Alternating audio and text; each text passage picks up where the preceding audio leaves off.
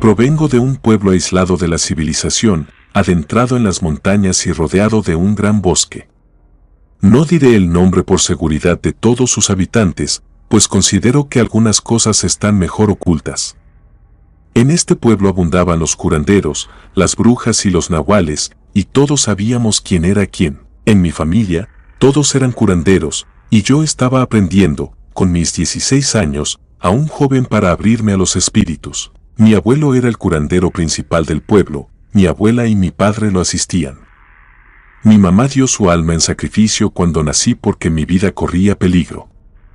Así que, ahora, forma parte del mundo de los espíritus. Nuestra casa era pequeña, con un par de habitaciones sin terminar y una más, que estaba adecuada para realizar las curaciones. En esa habitación había un camastro, una mesa con las hierbas y las preparaciones, y un altar en forma de pirámide dedicado a los espíritus que nos ayudaban con las curaciones.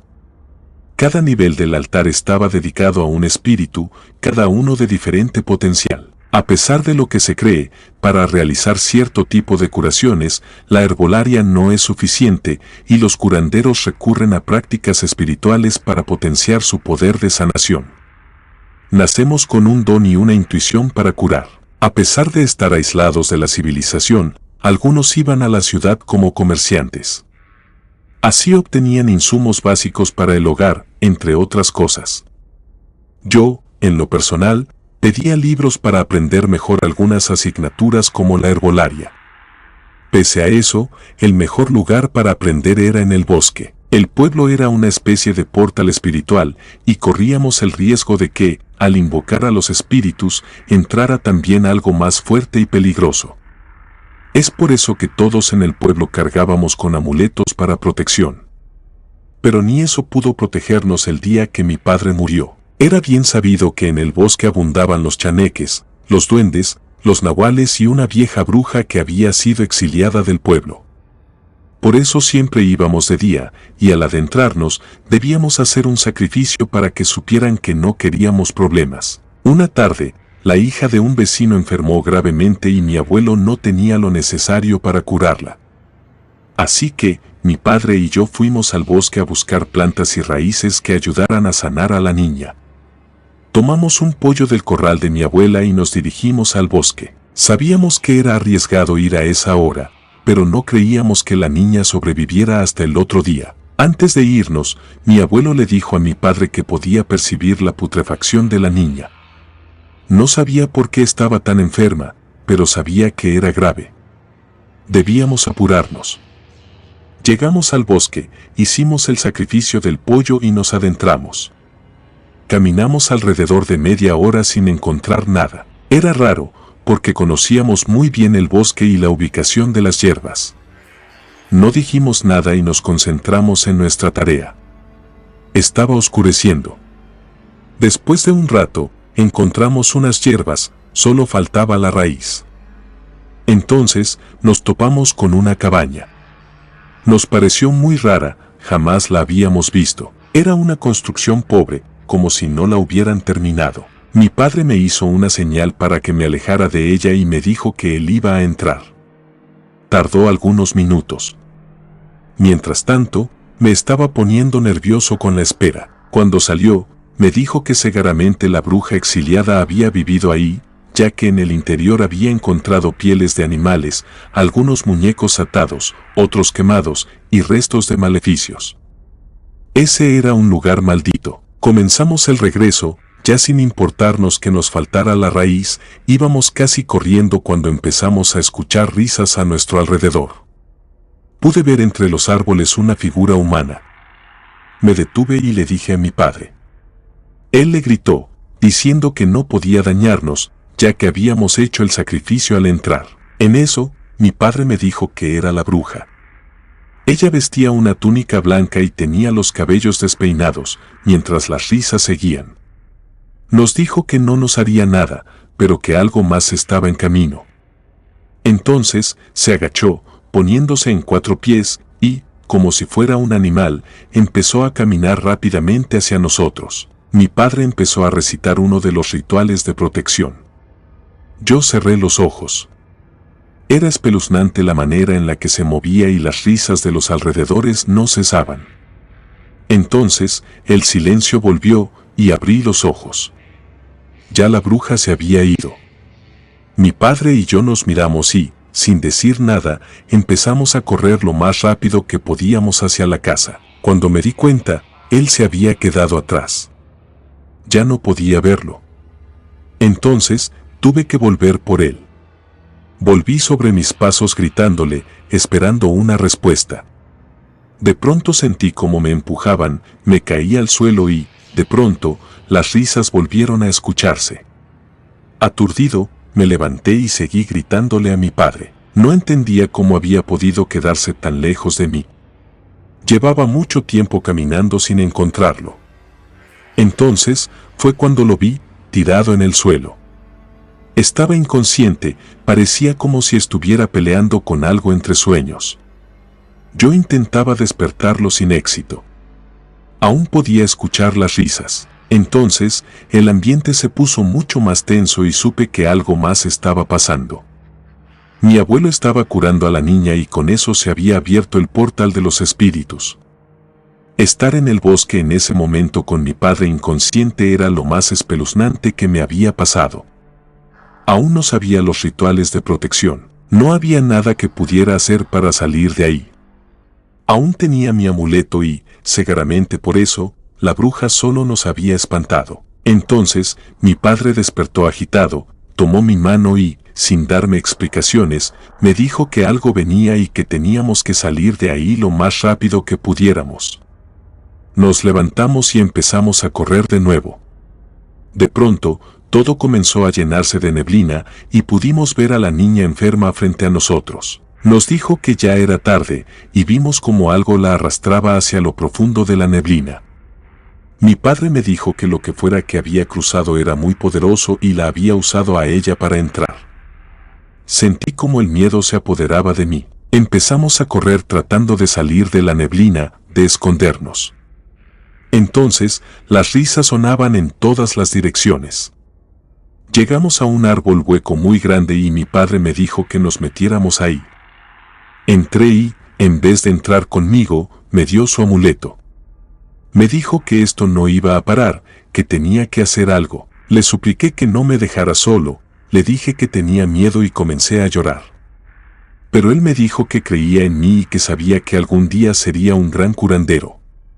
Sin más, vi cómo se perdía entre la neblina. Me quedé solo en el árbol, llorando, esperando a que mi padre volviera. Las risas no cesaban. Empecé a cantar en voz baja una canción que me cantaba mi abuelo cuando era pequeño, y empecé a sentirme cada vez más tranquilo. Ahora solo debía esperar a que mi padre regresara para poder irnos a casa. Unos minutos después, escuché un grito a lo lejos, un grito de dolor. Era mi padre. De pronto, la neblina se desvaneció y la calma regresó al bosque. Salí del árbol y corrí en la misma dirección que mi padre.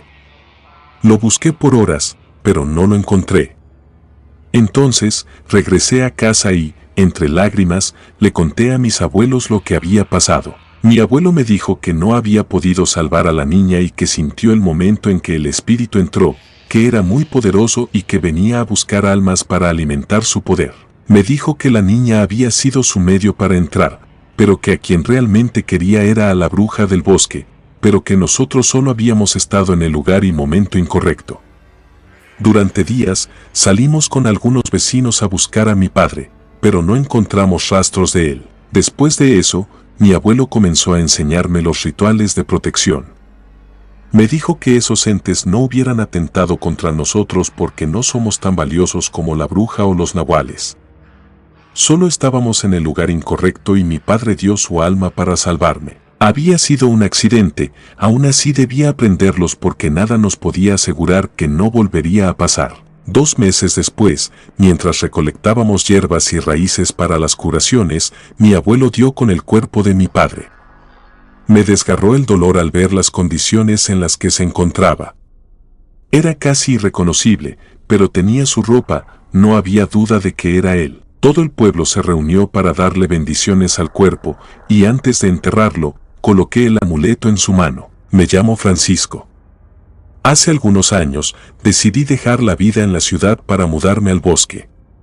Tomar esa decisión fue complicada y requirió mucha planeación, además de más dinero del que yo me había imaginado. Lo primero fue conseguir un pequeño terreno en las orillas del bosque, ya que el bosque como tal pertenece al gobierno, así que literalmente sería ilegal vivir dentro de él.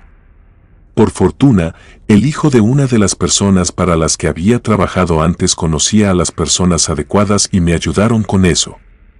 Luego, había que construir la cabaña. Por supuesto, yo no podía armarla, así que tuve que contratar a alguien. La cabaña debía ser lo más sencilla y minimalista posible, no solo por cuestión económica, sino también porque, como dije, el terreno que pude conseguir era pequeño. En la ciudad dejé un pequeño negocio que me dejaba suficientes ganancias para estar tranquilo. En el bosque no era una gran entrada de dinero, pero podía tener todos los víveres. Así que solo iba a la ciudad una vez por semana para tomar mi dinero, tirar la basura y comprar lo necesario para la semana. Para bañarme, podía ir hasta el río en la parte baja y profunda del bosque o esperar hasta mi vuelta a la ciudad. Cada semana llevaba varias botellas de agua para poder lavarme las manos y los dientes. En cuanto a ir al baño, bueno, siempre hay soluciones prácticas. En una ocasión que fui a visitar mi negocio, me encontré un perro. No era de raza ni nada, era una cruza rara. La verdad, el perro no estaba bonito, pero algo en sus ojos llamó mi atención. No lo sé, quizá el color, quizá el brillo, o quizás todas las lagañas que tenía. El punto es que le hablé al perro y se me acercó. Estaba flaco, claramente hambriento y sediento, así que me lo llevé al bosque. El perro resultó ser un buen cazador, así que nunca tuve que comprarle croquetas. Su comida preferida eran los pequeños marsupiales, ardillas y roedores. Al perro lo llamé Laclo. Sinceramente, no tengo idea de por qué elegí ese nombre. Una vez que llegó con una ardilla, lo vi y dije, este perro tiene cara de Laclo. Seguro a más de uno le ha pasado. Estar acompañado de Laclo hacía que vivir en el bosque fuera un poco menos peligroso. Si bien estaba claro que el perro no podría hacer nada contra un gran felino, al menos sus ladridos me advertían de que había peligro cerca.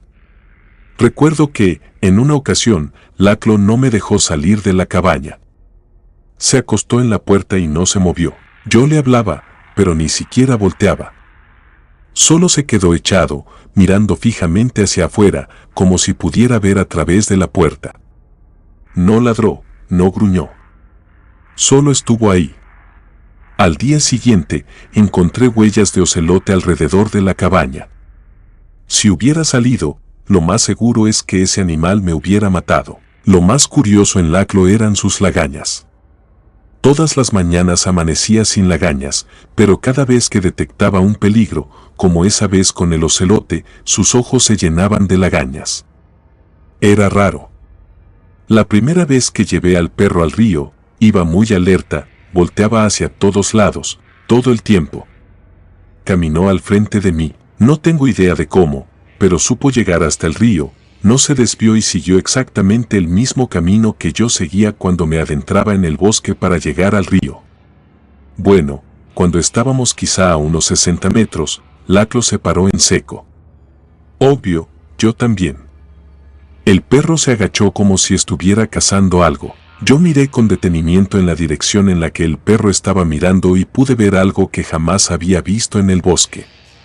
Era una cosa grande, como de 1,5 metros. Su cabeza no tenía piel, era carne expuesta, tenía un pico del mismo color de su carne, era gordo y tenía escamas negras y amarillas. Andaba en 4 patas y tenía una cola muy imponente, eran como plumas muy afiladas o espinas, del color de un hueso. Esa bestia estaba tomando agua del río y, no sé por qué, pero de pronto volteó hacia donde estábamos.